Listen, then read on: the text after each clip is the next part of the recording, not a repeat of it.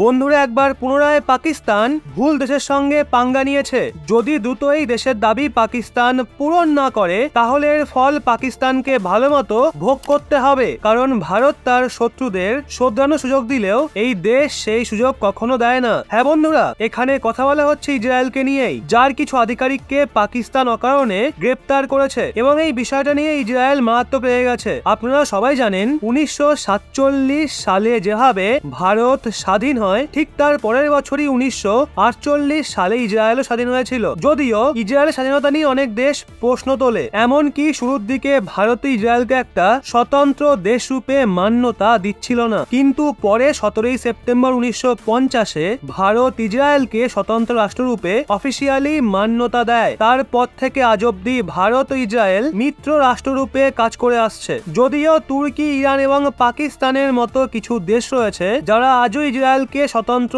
দেশ রূপে দেখে না, আর এই কারণেই ইসরায়েল এবং পাকিস্তানের একেবারেই বনে না। হয়তো আপনারা জানেন না, কিন্তু পাকিস্তান নিজেদের মানুষদের ইসরায়েল যাওয়া নিয়ে নিষেধাজ্ঞা জারি করে রেখেছে। আর যদি কোনো পাকিস্তানি ইসরায়েল ঘুরতে বা কাজ করতে যায়, তাহলে পাকিস্তানের সরকার তাদের বিরুদ্ধে মারাত্মক অ্যাকশন নেয়। এখন এরই একটা খবর শুনতে পাওয়া যায়, পাকিস্তানি পুলিশ কিছু ইসরায়েলি আধিকারিকদের করাচি এয়ারপোর্টে ধরে বন্দি বানিয়েছে। বলা হচ্ছে ইসরায়েলি আধিকারিক কোনো কাজের জন্য পাকিস্তানে এসেছিল, নিজেদের কাজ সেরে তারা বাড়ি ফিরছিল, তখনই পাক পুলিশ তাদের ধরে নেয়। পাকিস্তানি পুলিশ বলছে, আমরা ইহুদিদের গোয়েন্দাগিরির সন্দেহে গ্রেপ্তার করেছি, কিন্তু পাকিস্তানি পুলিশ এমন কোনো উপযুক্ত প্রমাণ ইসরায়েলকে পেশ করতে পারেনি যাতে ইসরায়েলিদের দোষী বলে প্রমাণ করা যায়। এই কারণেই পাকিস্তানের এমন দুর্ব্যবহারের জন্য ইসরায়েলের সরকার প্রচন্ড অসন্তুষ্ট।